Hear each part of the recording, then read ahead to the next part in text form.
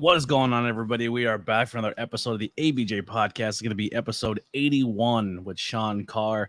We're creeping up on 100 in less than a year, which is crazy to me. Thank you guys so much for the continued support. I know a lot of you missed that live action and the live stream aspect of it, but with life changes and stuff going on, it's easier just to record them and then put them out at a later date. If you want to see these live, the best way to do that is join the Discord. Links are below. I am every day that it is going to stream, I have on the Discord the guest questions that you could ask if you can't make it live, and then what day it will stream in the Discord so you guys can watch it live. Also, there's ways to you can see this early. So if you join the Patreon, this episode, every episode drops on Thursday. You get to watch it Monday. You can join in as little as $1 or whatever. If you're a baller, throw 10, 20, whatever it may be. All of it supports the podcast. Merchandise is available if you want to grab some merchandise and other ways to support. If you're watching this on YouTube, there is also ways that you can listen to us on every podcast platform. Just search ABJ Podcast. And thank you guys so much for the continued support. Please also support my guest and his links below. There will be his social medias as well as any merch pages or any promotions that you can go and check him out that we'll talk about as we go forward. Huge thank you to our main sponsor, Suplex Vintage Wrestling. Guys, it has finally happened. A whole store fully dedicated to the vintage wrestling. They say it can never be done, but I've seen it with my own eyes. Suplex Vintage Wrestling is a store curated by wrestling fans for wrestling fans, located on 5th Street in Philadelphia, Pennsylvania. Just one block south of South Street in the heart of Queen Village. Their shop features the largest collection of vintage wrestling apparel under one roof. Their selection includes classic designs featuring your favorite wrestlers from the Golden Age, Attitude Era, Internationals, Indies, and more. And if you're tired of watching premium live events at home, then SVW hosts the best watch party since your friend Kyle's birthday party when you were 12. And if shirts and watch parties are not your thing, let's not forget their large selection of figures, replica belts, and trading cards. From their t-shirts and hats to rare wrestling memorabilia, they have something for any wrestling enthusiast out there. So what are you waiting for? Check them out on suplex.svw on Instagram or on their website at suplexsvw.com and let them satisfy your wrestling nostalgia needs. Definitely go check that store out. They're doing a lot of cool things in the works with them. When it comes to what they want to do and their vision of professional wrestling and what they can do to give to the independent scene. So make sure you go check them out on their websites and their social medias. If you're looking for that old school shirt, maybe that old school original DX or Dude Love or a Diesel shirt, I'm guaranteeing they have it. It's really, really cool. It is like a time machine of professional wrestling. So go show them love. Yes. So without further ado, this guest here, independent wrestler from the Northeast area.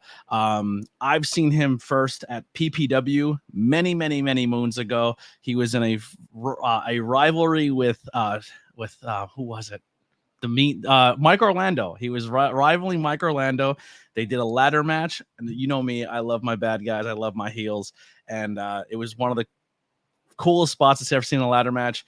He was pinned under the ladder. Mike Orlando was getting the belt off. Sean was shaking it. Mike dropped the belt right into Sean's chest, and he's your new PPW champion. And I thought it was done so well. And then, unfortunately, like 2 or 3 shows later, I don't think Sean Carr was back in PPW for a very long time. But I broke my heart. I was like, where did this guy go? Years later, I find out because I get more involved in the wrestling scene that he's from the New York area and he's destroying it up there. And he's one of the biggest stars up there. Got to see him recently at one of his cousins is also a very, very talented musician. And he did his first debut wrestling match as well as a punk show. And I went up with a bunch of my friends who were supporting him as a musician. And I'm a pro wrestler and I like both. So we went up and had an absolute blast. And I got to see Sean wrestle again in person, which was an absolute blast. And it was very, very special moment because not only was it Sean wrestling, but it was his cousin and his whole family was there. And it was a beautiful moment. So got to reconnect. And, you know, now I get to talk to him here on the podcast. So without further ado, let me bring in my guest, the hybrid Sean Carr. What's going on? And long history of my fandom of you right there. Yeah, no, that's crazy. Yeah, man, I can't believe it's been that long ago since you know the whole PPW thing and Mike Orlando and all that. Sometimes I feel like it was yesterday, and then I got to think about it. I'm like, man, that was like 5 years ago. It seems so. Probably longer. Probably like 5 or 6. Yeah, it's been a minute. You are honestly because PPW was my introduction essentially on a full scale of independent wrestling, and it sparked my love for this. And I was like, man, I love what's on TV, and I was a lifelong fan growing up, and going to PPW actually put it in motion for me to not just start the podcast, but then to start a wrestling version of a podcast, and then get my friends involved. And here we are now, and I'm doing interviews. But you were like the first guy that I like became a fan of on the independent wrestling scene. Like, there's definitely a style of wrestler I enjoy, and you fit the mold completely. I remember you're the first wrestler I seeked out like a merch page and ordered like a shirt that doesn't even exist, I don't think, anymore, the Ninja Turtle one. Oh yeah, that was a hot seller on that Pro Wrestling Tees. Absolutely. Yeah. So you're like the guy who essentially launched me into the independent stardom, like for me, fandom, and getting involved in the independent wrestling scene again. Wow. Well, thank you, man. Thank you. That's always cool to hear. That's always awesome. And yeah, it's, I had a good run at PPW, man. And, it was funny when you said that. We just, it was one of those things where, at the time I just was kind of going through some stuff, and I had to step away from them for a while. I had to attend to things at home, and they always told me I had a spot whenever I wanted, but they're killing it right now, their own crew, and I couldn't be more happy for them. I know they got a new building now, because before we were at that Holy Cross Church Center. Yeah.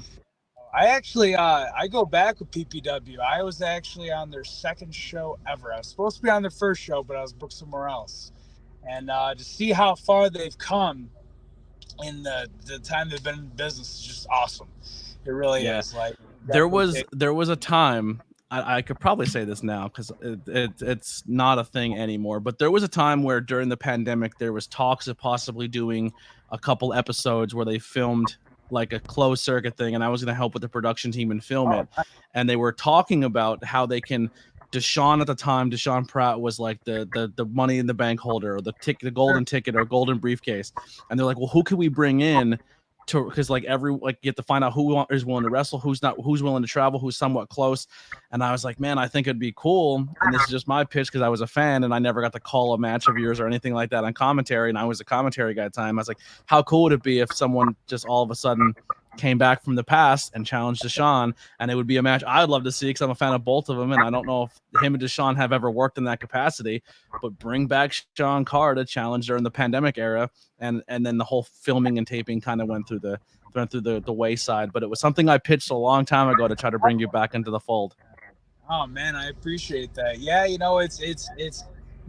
I would have loved to have done it. I know that the pandemic era was definitely I feel like all of us, whether it was WWE or us on the independents, like we really found a way to get content out there, do shows with maybe no fans. Or I remember up here in New York, what we would do is we would have our shows in a parking lot, and we'd have the fans drive their cars up to the ring. And that was always like one of those weirdest, well, we're making it work, but it's hard because they had to stay inside their car, so you can't really hear.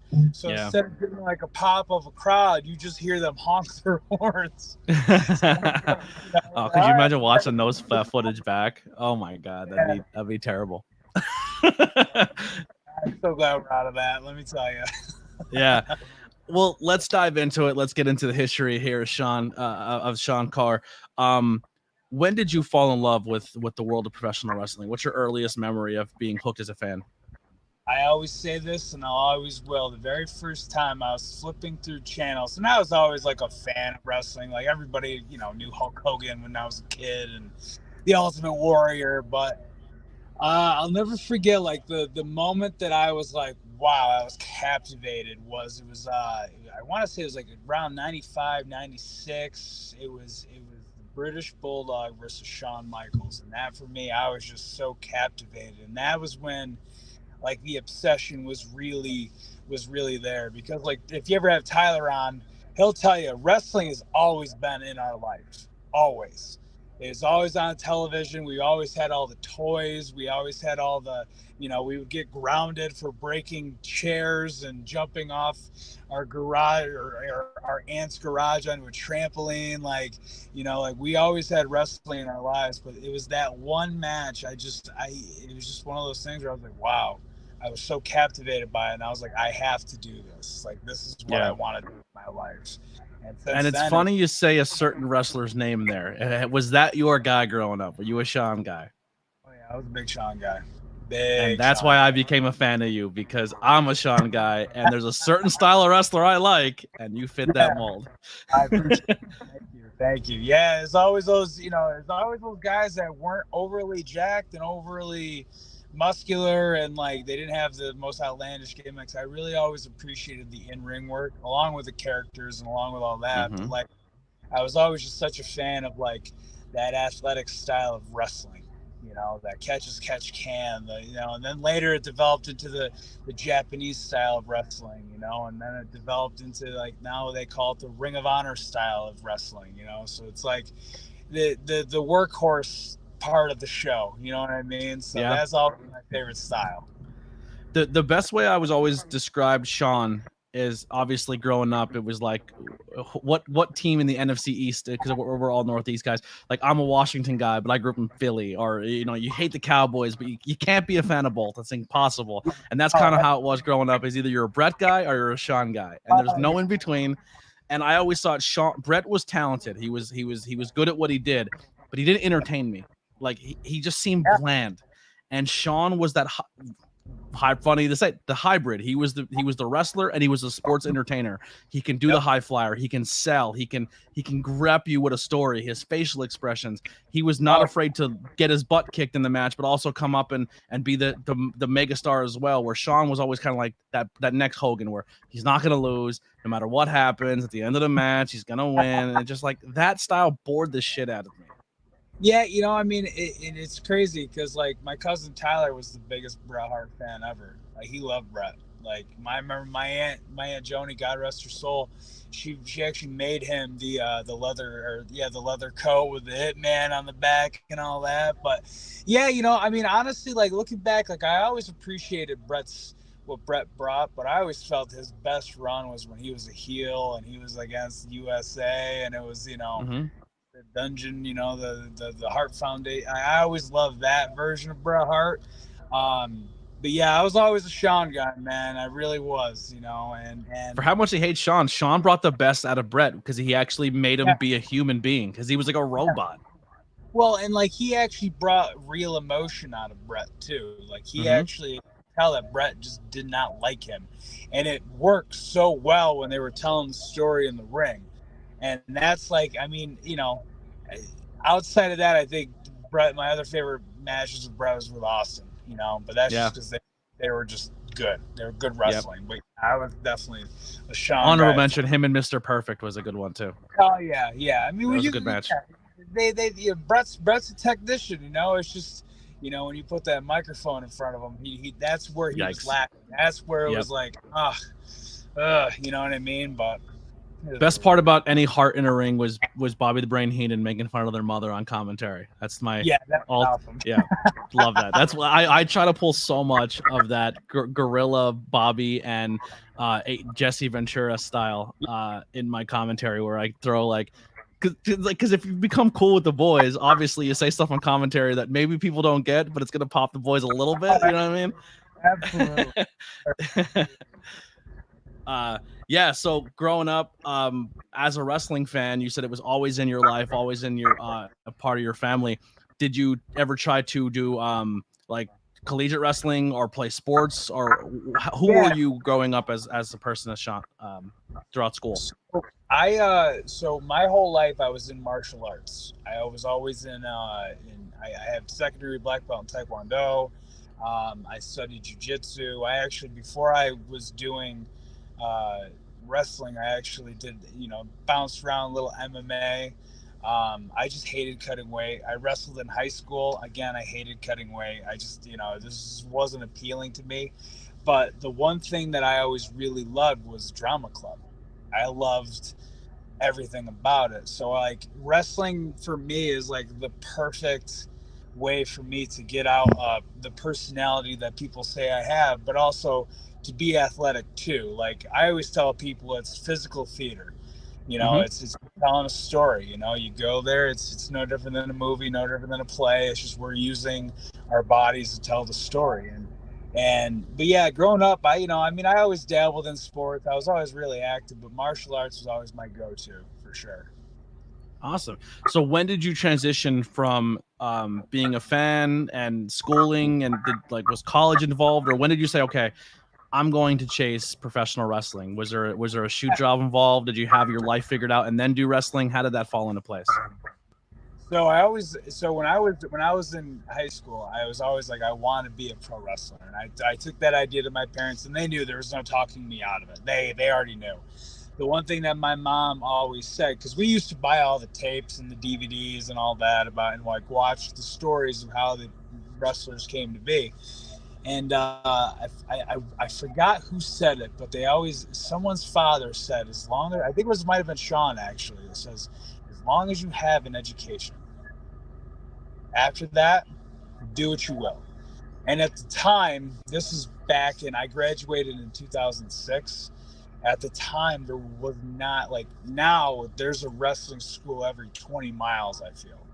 You know what I mean? There's a ring, there's a wrestling school, where when I was first trying to break into the business, there really wasn't a lot of wrestling opportunities like what there is now.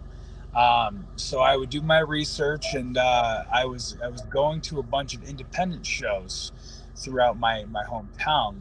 There's 2CW that used to run. They were the big one. But then there was this ECPW, and during an intermission, they were advertising that they were training. They had a training school in Cortland. And I was like, oh, that's great. And Cortland, New York is like 20 minutes from my house, or like half hour. I was like, oh man, I can work, I can do what I got to do, and I can just drive up there for training. So I went up there and started training. The school was open for 2 weeks and it shut down. Cortland's a cool town. My dad actually lives in Cortland right now. They have really cool, nice craft breweries and stuff up there. It's a nice little area. Yeah. So it was through ECPW. So through there, I was just like, all right, well, what's the next step? And a bunch of the guys that I already became friends with that are now like my lifelong friends right now, like Axel Lennox and God rest his soul, Anarchy, Jeff Greeno. They were all driving every Saturday to Gino's school in Jersey.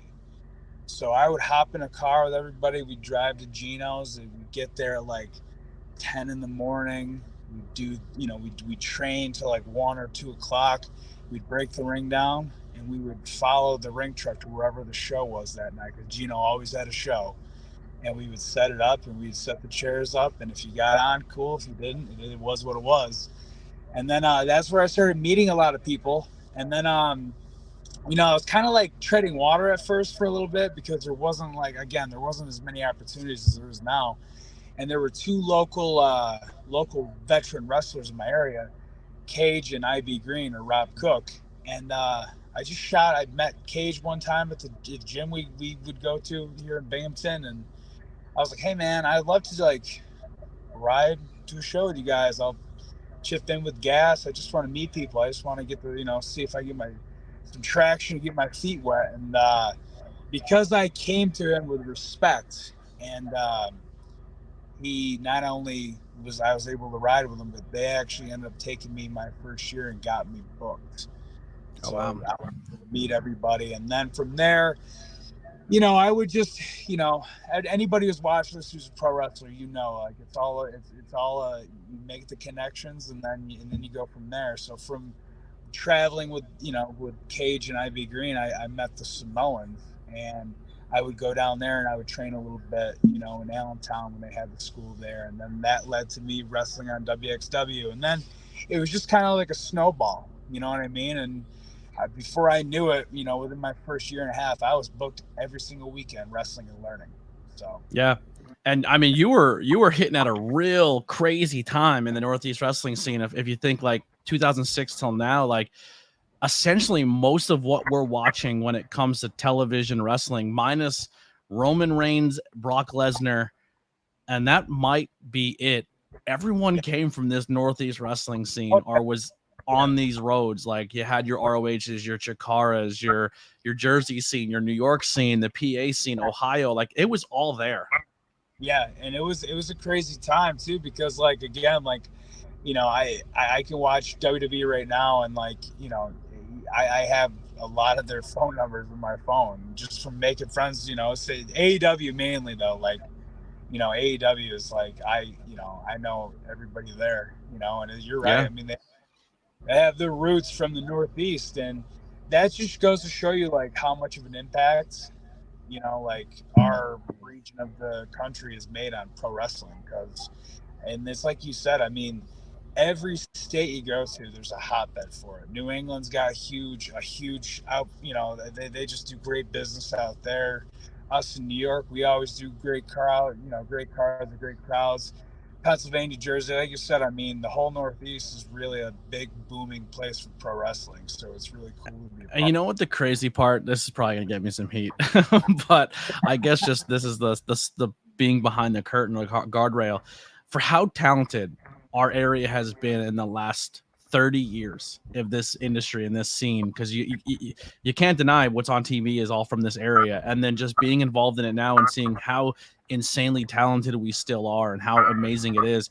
But now we're back at a point, I think, in my opinion, I think because Mania is coming to this Northeast scene in Philly, that everyone is calling athletic commissions and everyone's out to cut each other's throat, and these promoters are like, well, this guy's not working for me, so I'm going to call and shut down a show. But it's like, all you're doing is hurting the talent, and you're stunting this talent from getting any opportunities. Like, I respect a promotion, but a promotion's job at the end of the day is we're putting on a show, but you're there to put on a show for the talent that are coming through your door. And because someone's running 3 miles away or 10 miles away, let them do their show. It's booming. Everyone has enough to eat. Just worry about your promotion and putting on the best show you could possibly can, and because you're only hurting the business and the people in it. I've been involved and not really involved, but like I've witnessed and I've had people try to involve me in local wrestling whatevers where, well, if you can't work for me, if you work for him, and like, so I'm at dumb. a point now where is it all right to swear on this show? Absolutely, please do. So I'm at a point now where I just don't give a fuck. Yeah. I tell people straight up, I said, listen, if you want me on the show, you know what the deal is. I'm an independent contractor. I'm not signed to you or anybody. I go where I want. And I always tell people, the second somebody says, if you work for them, you can't work for me, well, then you just made my decision a lot easier, because there's nobody that's going to take, there's nobody that's going to, try to have that power over me. Like, I'm just a dude out here like all of us, like you said, like we're just trying to get paid and have matches and entertain people. I mean, if you have a problem with a guy running 2 miles down the road, that's your issue. That ain't my issue. How about if y'all are smart, you put your differences aside and you say, hey, you run Friday, I'll run Saturday. We're bringing a name, we'll split the costs, and all the boys in the area get 2 nights of paydays. But instead, people want to think that their way is the only way. And exactly. And it's just dumb. It's just a dumb way to do business. Like you said, there's enough for all of us to eat. There's enough for everybody at the table. So just do it a smart way, make good business decisions. Because at the end of the day, the one thing that drives me nuts about wrestling is it's the pro wrestling business.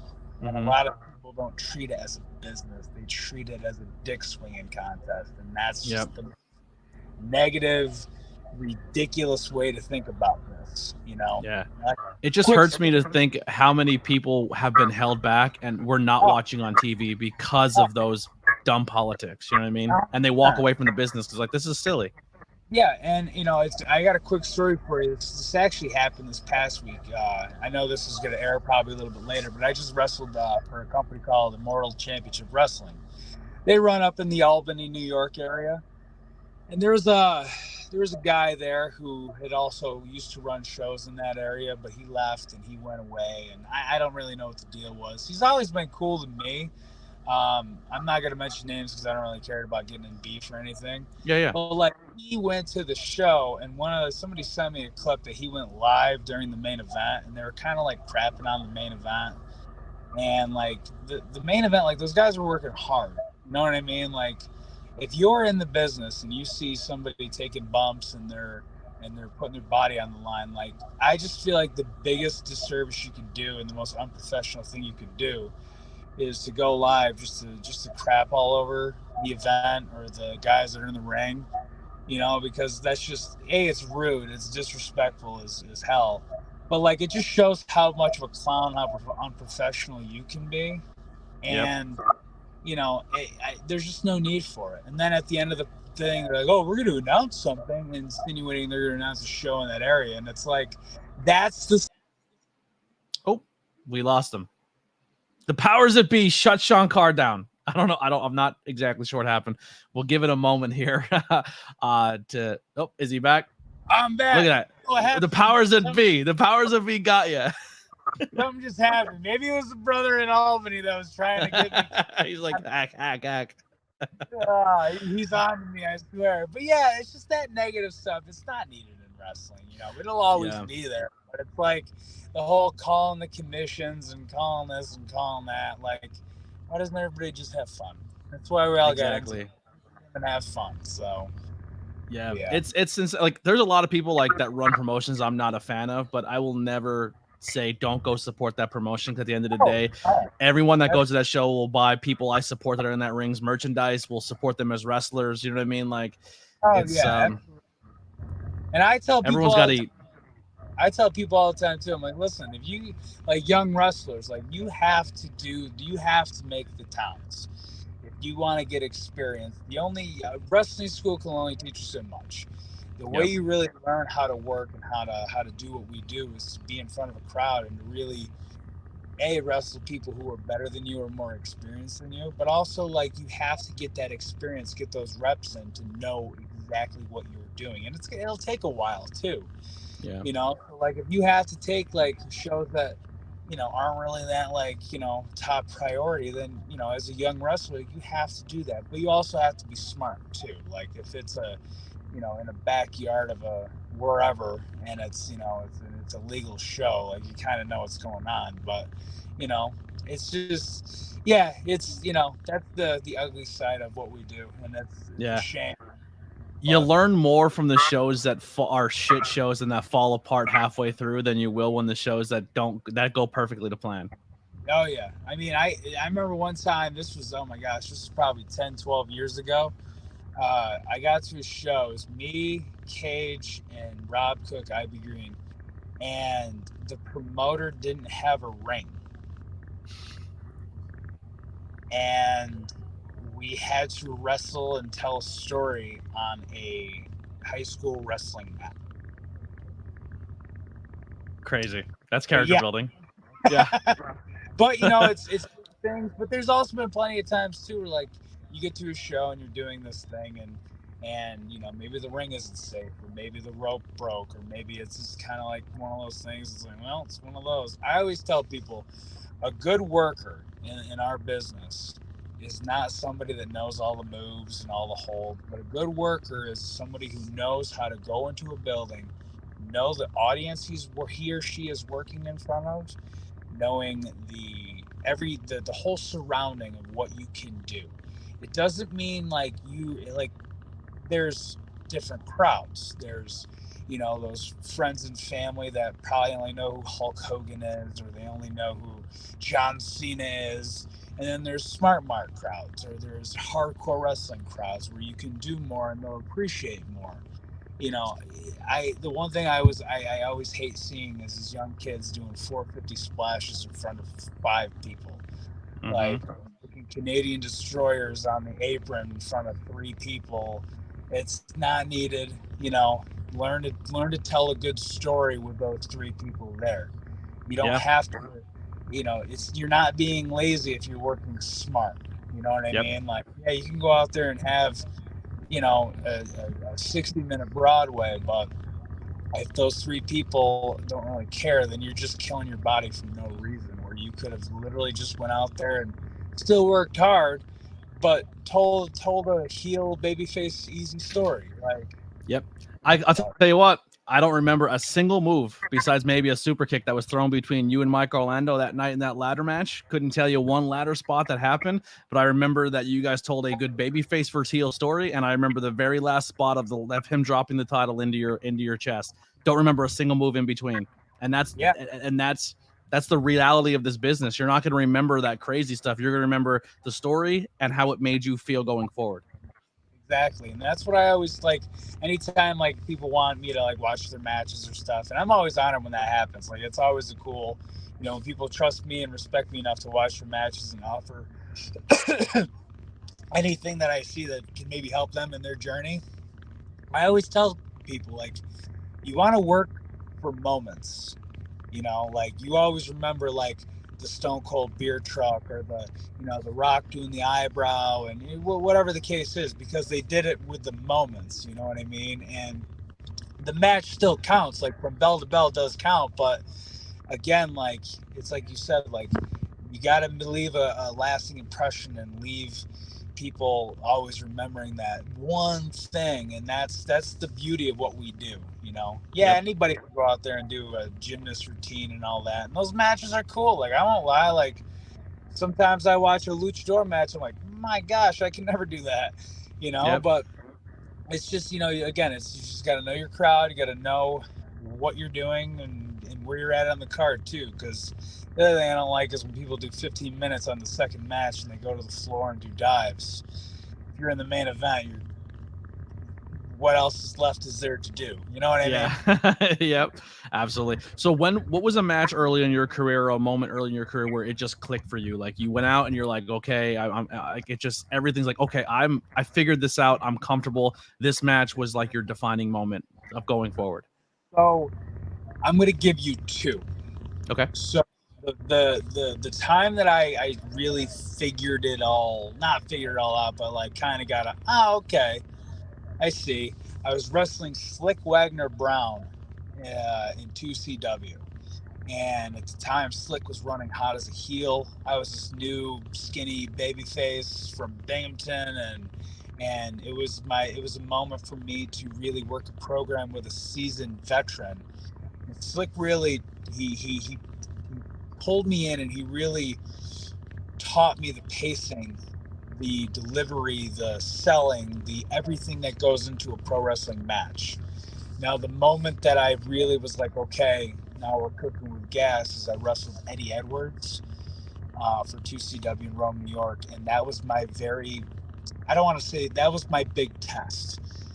People are like, okay, yeah, he's good, but can he go with the best? And I did 22 minutes with him, and that was my breakout match where people were like, wow, okay, we can put him in higher spots, and we can trust him with, X name or, certain storyline, or even championship belts or main event spots, bigger, working my way up the card. That was my one that I was like, okay, now I figured out who I am, and I figured out what I want to do going forward and how I want to wrestle. So, yeah.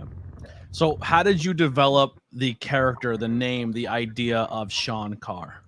So it's funny.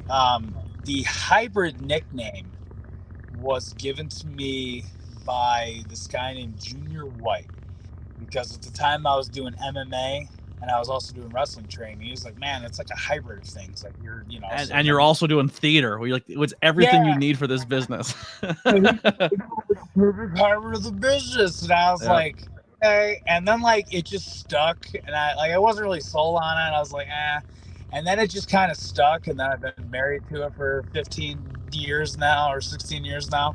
But Sean Carr is my real name. It's my government name, my birth name. The reason why I never had a gimmick name or anything like that, a different stage name, was because Gino Caruso, when he was the first one that I'd worked for, he booked me in my hometown, and he said, listen, I can call you Joe Blow or Section Hardcastle or whatever and put it on a poster, but like the people won't know that's you. But if I put your name up in your hometown, people will know that is you. Oh, I know Sean. Oh, he's wrestling. Let's go see him. So it was a marketing thing for Binghamton, and then I just built my name on my actual birth name. So yeah, so you're essentially started as the hometown guy, like and then was built, and then built your brand based off of that. I like that. Yeah, and that was the thing, and then it morphed. I mean, with different companies, like whether I was a heel or a baby face, like I always had an idea of like how I wanted to portray a heel character and how I felt a heel character should be. Um, and then it's crazy because like a lot of people who they watch me as only as a baby face, they'll go watch me as a heel and they're like, it's not even the same person. You know what I mean? I prefer the heel. So what I think stood out for me for you as a heel is there's a bunch of different ways to play heel, and there's no right or wrong. But for me personally, I hate when they take a very, very talented wrestler and make him the chicken shit heel. It annoys the hell out of me. Yes.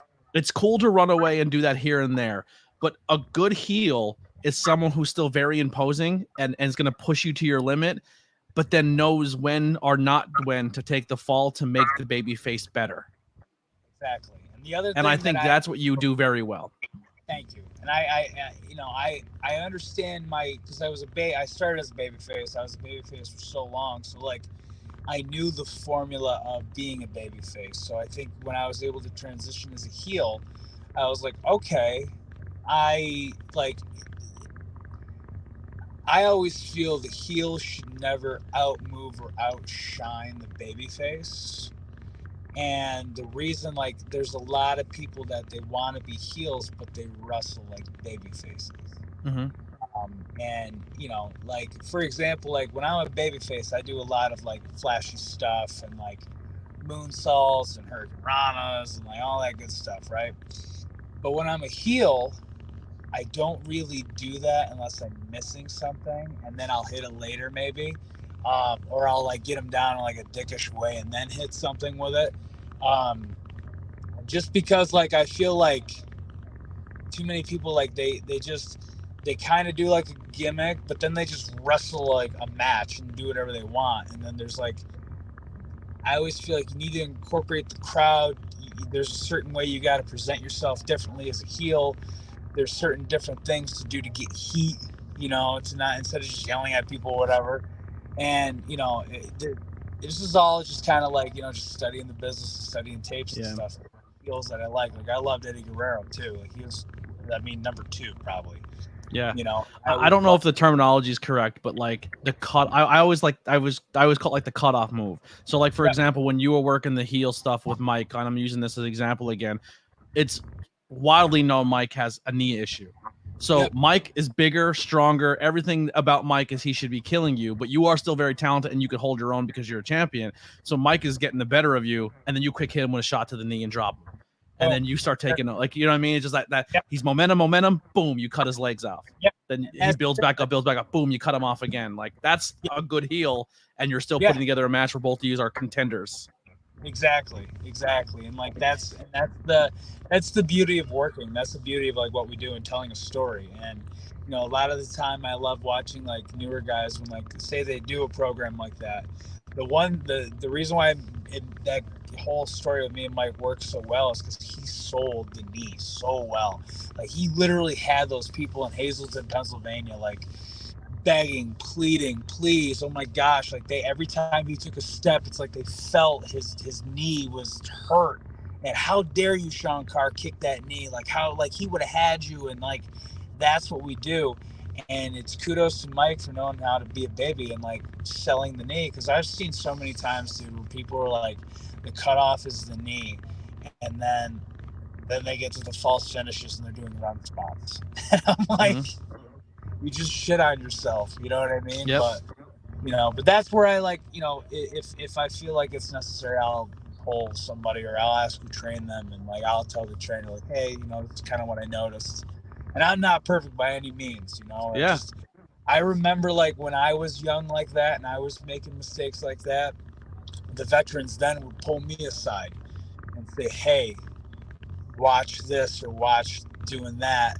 One of the biggest mistakes I ever made wrestling was I forgot who I was wrestling, but they gave me a low blow for the cutoff, and then they whipped me in for a clothesline.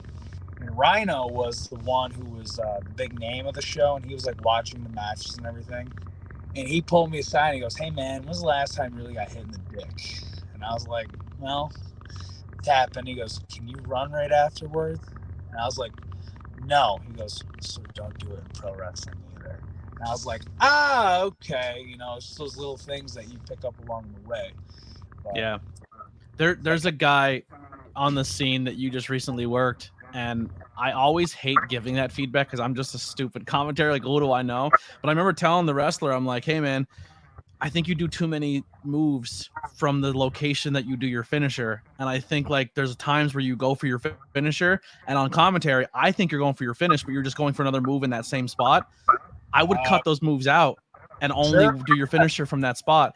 And he was like, I never thought of that. Thank you. And he stopped it. You know what I mean? Love you, Mike. But yeah, that was a thing. Like, cause he does a Skyfall, and then like 2 or 3 times early in the match, he's going like tornado DDTs and he's doing second rope, like elbow drops and stuff. I'm like, that's that spot should be reserved for when you're going to hit your finish. Oh, like, absolutely. or if, and he was like, no, you're completely right. Cause I think he did like a tornado. I'm like, oh, he's looking for this Skyfall, but he wasn't even looking for it. And I was just like, oh, that's my fault. But I was like, but also I watch so many of his matches, I know how to call him.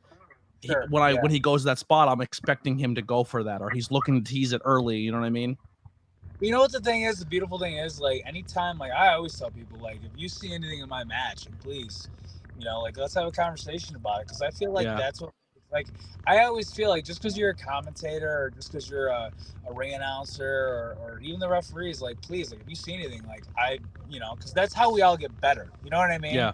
Like, if you're like one of those, like, dickbag, like, veteran guys who are like, I know everything, and what have you ever done? You've never taken a bump. Yeah, but you've watched a lot of matches, and especially if you're doing commentary, that is such an important part of telling a story on a broadcast, because like you're the one that's conveying to the audience on what's going on. You're helping the story get explained more. And like, yeah, you sit there, you watch enough matches, be like, hey man, you know, they do it in WWE. Guarantee you Michael Cole goes to some of the boys and the girls and is like, hey, stop doing that. Try doing it this way. Just something I noticed. We're all helping each other, you know what I mean? But that's a cool thing that you did that, and I'm sure Mike really Oh, he's an absolute sweetheart. Another guy up in that New York scene that's absolutely killing it. And you guys had a really cool program. Very big fan of him. Who are some people, speaking of Mike, who are some people on the scene? And if he's not one, then F him, you know what I mean? But now who are some people on the scene that you had some matches with that really stand out, that you're going to say, hey, if you're going to go and seek out some of my matches or some of my stuff, who are these matches that you're like, these are the ones that really they're special to you? Man, I've had so many great matches. So many. I've been very fortunate where I've been put in the ring with a lot of just names, indie talent. The one match that's on YouTube right now, it happened in 2016. It's me versus AR Fox versus Cody Rhodes. That one right there was probably, you know, if not my favorite, one of my most favorite matches. I can rattle off a bunch of names I've wrestled, but like as far as like independently guys that I work regularly, I really like wrestling Mike Skyros. I've literally, I know I'm not supposed to like him because of gimmicks, but I've watched that kid go from ring crew to earn every single thing he has gotten in this business. He was first given a gimmick that I knew he could not stand, as Guy Sunshine. He hated it. He hated doing it, but I knew he loved the business because he did it anyway, and he made it work. And then finally, when he was able to reinvent himself, he knew how to do what he wanted to do and make it into what he is now. And to see how far he's come, I am very proud of him. And I even told him when I had him on this podcast, I said, you know, you're only in the early innings of your career, and it may sound crazy to think about, but you still, like, I told him, you have everything you need. The only thing you haven't really locked down, and he's even said this himself, is that character aspect. Like, who is Skyros? Like, that hasn't clicked for him yet. And when he does, he's going to take over. Yeah, for sure. He's kind of like Edge when Edge first debuted as Edge, and it's like, well, who is this guy? He runs around, like, what exactly is he?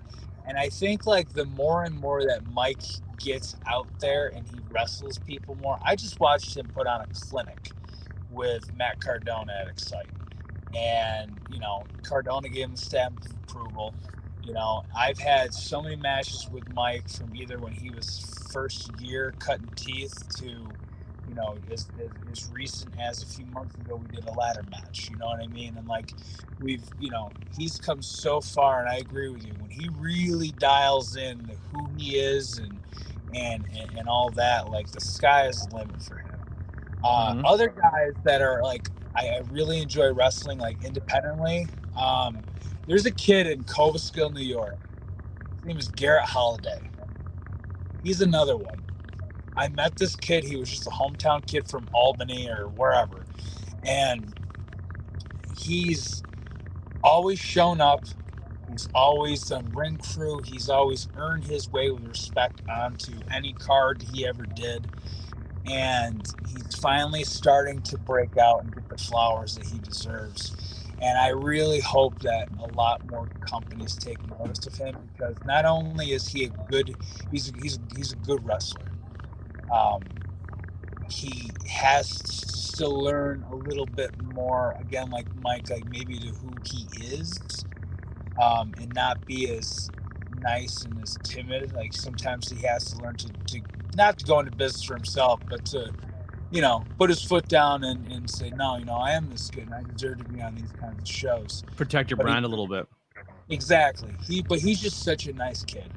But I never had a bad match with him ever. Yeah. There's so I can literally rattle off so many people right now. You know what I mean? Like there's these two kids that are tag team up in our area, TJ Epics and Shell Connors. They're awesome. One last guy I do want to give high praise to is a wrestler. His name is Maddock. He's out of Rochester, New York. He can work with anything and anybody. You can give him a paper bag and he'll make a match out of it. He's talented. He's one.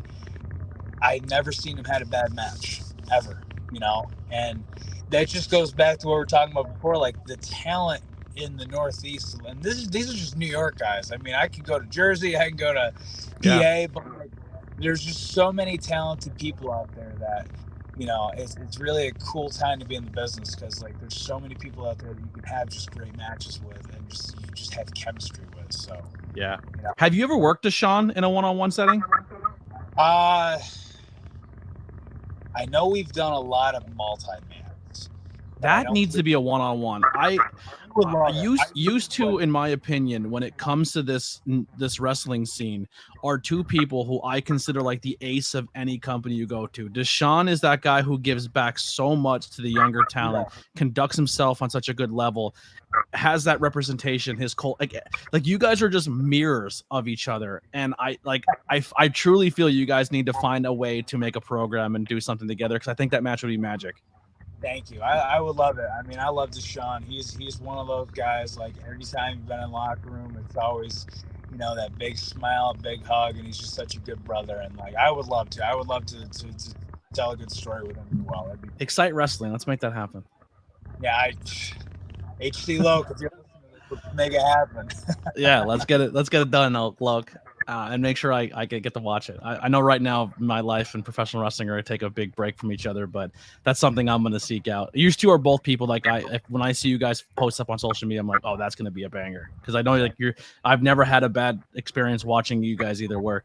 When it comes to wrestling these guys and the thing, and you're giving those roses to, and then working with names, because you are someone who's been very trusted when a name comes into work a promotion. Can you tell a difference of people who've been to the major dance, and how does that make you transition of working the indie scene than working someone who's been on a higher level? Yeah, I mean, you always want to get a good feel on if you're trusted with the name. Like, I always want to get a good feel. Thankfully, like right now, like I've developed a reputation where I know this is airing a little bit, but most recently I just wrestled Enzo Amore. Hit him with a nice super kick. It was nice. Yeah, he sold like a champ. That guy is something. He is everything you would expect him to be. But I get it. Like, when you're a guy like that and you're going to a different town or a different indie, different whatever, you don't really know who you're working, how good they are, if it's the promoter's son or if it's the promoter, whatever.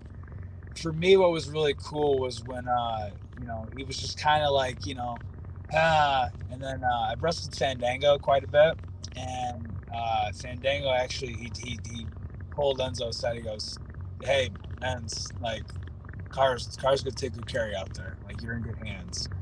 So, like, for that meant a lot to me. But, like, I always like to gauge, like, where they're at, and, like, sometimes, like, I get it. Like, if they've been on the road and an ungodly amount and their body's hurting and they can only do a certain their match. I get it. Cool. Let's then I know what I can do that's safe, and everything I feel I do is safe. But, like, I always just try to make them look really good. Will also keep me have a good showing. But you can definitely tell, like, who's been to the show and who hasn't. Yeah.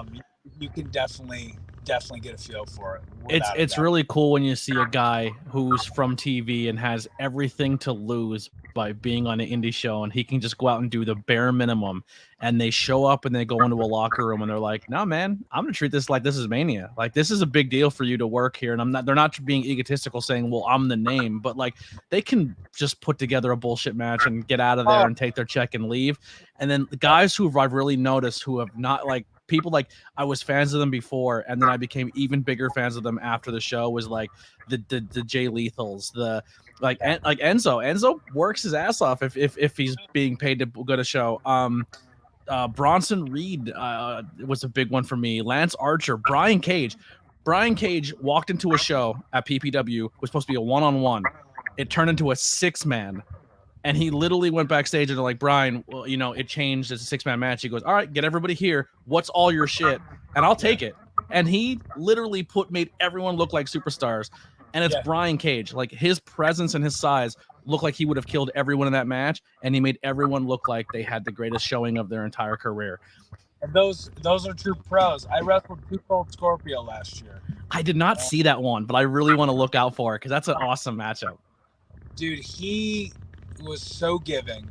He was so, like, first of all, like, a man his age, he didn't have to do no flips. He didn't have to do the tumbleweave. He didn't have to do any of that. He literally, when I first met him, he was just so like, "Hey, kid, you ready to steal the show tonight?" And I was like, "I won't the other way, sir."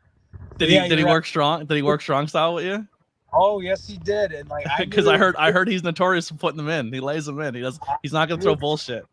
You know what? This is exactly what he told me. He says, "Listen, just because I'm an old fucking man, don't think I can't take it." And I was like, "Yes, sir." He goes, "I crack you, crack me back." I said, "Yes, sir."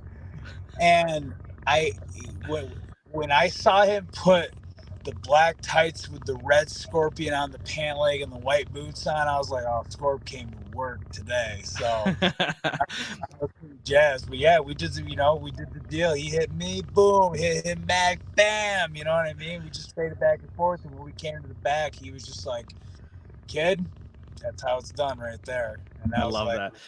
So. My favorite story with him is Anthony Green. Anthony Green's like, "I just worked Scorp last week and he still had like a cut in his lip." And he's like, "Scorp told me in the back, he goes, if you throw some bullshit, I'm kicking the shit out of you." And he goes, "You know what?" And Anthony Green's like one of the funniest human beings I've ever been backstage with. He should be in every locker room. He's so good. And he literally went, "You know what? Scorp told me that. You know what I did first? I hit him first and I crushed him." And Scorp looked at me and goes, "Hell yeah, boy." And he goes, "We beat the shit out of each other." Yeah, that's it. I get it. I love it. Like, he's a legend, man. Total legend. It was an absolute pleasure and honor to do business with him. It really was cool. I love that. We are getting close to the wrap up. I do have some questions from the Discord I want to get to, but one last thing I want to give some roses, and I want him on the podcast in the future. Your cousin, Tyler. I talked about it in the beginning of the show.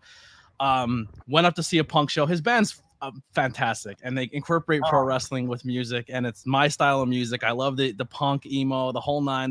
They're everything I love about it. Second Suitor, please go check them out. But he goes out, plays a rock show, and then goes and wrestles a match. And the match happened, and I remember nobody was really filming. And I showed up that day, and I was like, this has to be filmed. And I remember filming the whole thing, and I sent them all the footage. And I was like, your first match, it wouldn't have been, no one would have had anything of it. So I went around with a GoPro and I filmed, and I remember just saying to him afterwards, like, man, I haven't been around very long, but I've been around long enough. And I said to him, like, people aren't that good their first match out. Like, you got something, you're special. Like, if you stick with this, man, you're gonna be a big deal in this scene. Yeah, he's, he just celebrated his 1-year wrestleversary, and yeah, he's got no signs of slowing down. When he first came to me about the idea of having Suitor Slam, we did it before when we just came out of COVID and everything, and I was like, okay, yeah, and we just did a BS thing where, like, I was a heel, I threw him in the ring, I did whatever, he hit me with a super kick, and then that was it, 1, 2, 3. But then when he told me, he came to me, he goes, hey man, I really want to, like, have a match. And I was like, okay, well, we got to train you. You know what I mean? And I kid you not, from his first bump, I was like, goddamn kid, runs in the family. You know what I mean? And I always knew that music was always his love. But I also always knew that he always had an eye on wrestling. Because again, Tyler and I and our cousin Chris, we watched every single pay-per-view, WCW, ECW, WWF. It did not matter. We were watching it, right? And Tyler has always had that love of performing and that love of wrestling along with music. And to see how far he's come in just a year, I'm like, dude, couldn't be more proud of him. I really couldn't. Kid's an anomaly. And I think a huge thing is his stage presence. When he's on stage as a musician, you can tell one of the best things I've ever heard from, and I've heard it from a bunch of different veterans in this business, is if you can figure out this business, the rest of the world is easy. And him being a wrestling fan, you can tell he brings that onto his stage performance, and then bringing the stage performance into professional wrestling, he hit the ground running. And he just dropped a promo where he was he sang singing the song. And I literally, like, everyone, like, he hit me up and he's like, that thing got like 1,500 views, and like, I was just messing around. And I was like, you found yourself though in wrestling. Yeah. And every promo needs to be something like that, dude, because that's how you merge who you are, and that's how you can combine the two into one. And he's just like, now he's such a creative kid. Now he's got like the wheels going and everything. He's thinking about different things to sing about. You know who he has to work? Who's that? They have the Suitor Slam. You got to reach out. I don't know how you're going to do it, but there's another wrestler that's been around a very long time, and he's very popular, and he also has a band, and it's not Chris Jericho. And I think it would be a cool match, but Ultraman is black, and then you have his band and Second Suitor play a show, and then they wrestle each other. Oh my gosh, that'd be great. That'd be awesome. I know for a second there, like, I was really trying to get me and Tyler versus Andy and the Butcher and the Blade there. Yeah. Andy was the basis for Every Time I Die, I believe. Every Time I Die, yeah. I don't think they're a band anymore, right? I think they broke up. No, they broke up. I know Andy still does like some stuff and everything, but like, yeah, but that was one that we were trying to, but they were signed to AEW. So Ultramanus would be the cool. That would be like the independent mania right there. Yeah, that'd be awesome. I'm all for that idea. Only if you come up and you're the commentator, though. All right.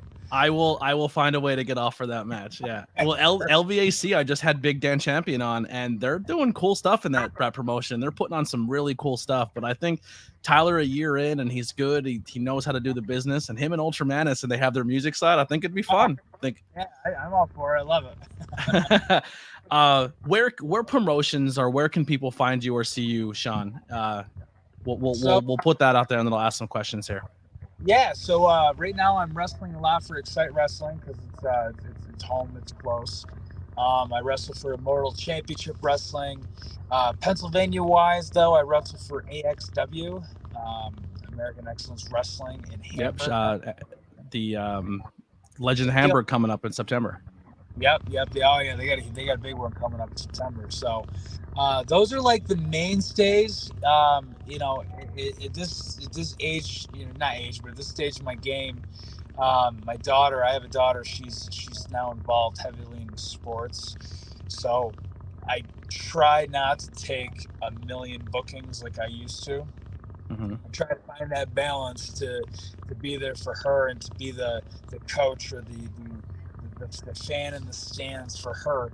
But yeah, so that's those are like the main ones I'm wrestling for a lot now. I wrestled for last year ESW up in Buffalo. They always do amazing business. And like your little odds and ends of independence, but those are the main ones that you can catch me at. One of our first questions from Hunter Dillon. If you could pick one wrestler, past, present, or future, to wrestle in a match, who would it be and why? Rob Van Dam. That is the one that I always wanted. He's looking good right now. Looking great. He's looking amazing. And it almost happened twice. But the first time it didn't happen because I was a tag guy, didn't have the experience, and it was Sami Callihan. It was him and Sami Callihan. The second time, there was an idea thrown around last year. But so I think the promoter emailed him with price, and it was way too expensive. Yeah. There wasn't a way to make money on top of it. So, but who knows? He's still active, so we never say never. Now's the time if you're gonna push for it. Now would be the time to do it. He's the first named wrestler that retweeted or did anything to support me on social media. He wrestled a PPW versus Rhino. And I remember making a tweet saying 2 ECW legends are wrestling in a town 20 minutes from me. And I didn't see a second of the match because Katie Forbes is ringside. And there was a picture of her shaking her butt. And her and Katie both retweeted it and shared it. And I was like, nailed it. Another question here. What made you decide to become a pro wrestler? I know we kind of touched on that a little bit from Stephen Chambers, but if you want to maybe another moment or something. Yeah, no, it was just, wrestling, just Shawn Michaels British Bulldog. That was the moment that I was like, this is what I want to do. And there's no turning back from that. I think that's pretty much all we have here. The last question I like to end with is from Hunter. Logos by Hunter. If he's been the one pushing out all the logos for me, helping me as much as he possibly can to maybe sell some T-shirts during this time for me to make a couple bucks. I am going to my first. By the time this airs, it'll be then long gone. But I'm going to my first wrestling pay-per-view I've ever been to in my entire life. It just so happens to be maybe 1,000 tickets away from being the most sold wrestling show in the history of our business. I'm going to the UK. I'm going to All In. Awesome. I hope to sweet Jesus I watch Adam Cole walk out as a double champion. Fingers crossed. Yeah, I'm a big Adam Cole and Kevin Owens are my two favorite wrestlers on the planet right now. Yeah. And both are sweethearts. They really are. Yes. They're awesome people. Adam Cole, once again, he fits a mold of type of wrestler I like. But yeah, so his question is, if you could write a letter to a younger Sean Carr, what would that letter say? Oh, man, it'd be one long letter. I'll tell you that. I think if there's any advice I could give to younger me is to not be afraid and stop listening to the old bitter vets in the locker room, and to do more seminars and to do more tryouts and to do more. Don't be so much afraid as to go out after and get it, because I'm kind of the one. I don't have regrets. I guess if there would be a regret would be I wish I would have done like a Ring of Honor tryout sooner than I did. But people telling you don't deserve it yet and you have to pay your dues. Like, you're always gonna have those naysayers that are like, you shouldn't be doing that at this stage of your career, yada yada yada. So that'd probably be the only thing, and to just really enjoy every moment possible. Yeah. That term pay your dues is such a double-edged sword in this business, because I respect it and I think it's something that needs to be done, but I also think it's used as a crutch to keep people in the business that they have no intentions of using or doing anything with, but they want their money for their trading school, and you have to pay your dues, kid. I agree 100%. Yep. If the kid's not going to ever step between the ropes, find something for him, because there's plenty of things to do and there's plenty of jobs to have. So I 100% agree with you. Yeah, that pay your dues is definitely a double-edged sword. It's a great way to not get paid as a talent, but you also can get stuck in that, oh, you've been paying your dues for 3 years, and then how do you break into from paying your dues to getting paid as a talent? Exactly. Yeah. Sean, thank you so much, man. What a fantastic conversation. We really didn't get into like who you are as a person outside of that. We hit our hour mark. The door's always open in the future once I get through this laundry list of people. But man, like I said, you are someone who I respect highly in this industry, in this business. You're insanely talented. If that Deshaun Pratt match ever happens, please tell me. I need to see it. Because there are two people in this industry I respect so much. Deshaun, another one. Guy's been doing this forever, trained with the who's who of professional wrestling, and the dude's still going to tryouts, and he's still going to seminars, and he's still trying to consume as much as he possibly can, and he's helping the next generation of people down there at CZW, essentially saying, show up for free, just pay me in sweat. And that's the type of person that we need in this business, and you're one of those as well. Just two amazing veterans. I really appreciate that. I appreciate the platform. I can't, we have to do this again, man. We have to have part 2. I totally agree. So that'll be coming in the near future. Guys, thank you so much. Next week, once again, it'll air early on Monday, but it will be live for you guys on YouTube only. We will have another guy in the business who I think is so criminally underrated. I got to watch him a couple times, and now he's running the scenes, and I don't get to see him as much as I want. But Devontae's next on the podcast. What a beast he is, and he has great taste in football teams. We're both Washington fans. He's a great guy. Yeah. I'm a Giants fan, but I'll let you guys have your watch. Guys, we'll see you guys next week on the ABJ podcast. If you want to be a guest, please in the links below as well. There is a sign-up sheet. Let's get some good conversations. Doesn't have to be professional wrestling. I'm open to have a conversation with anybody. Come tell your story. Here's some outro music by the Converse kid Billy Trey. See you guys next time.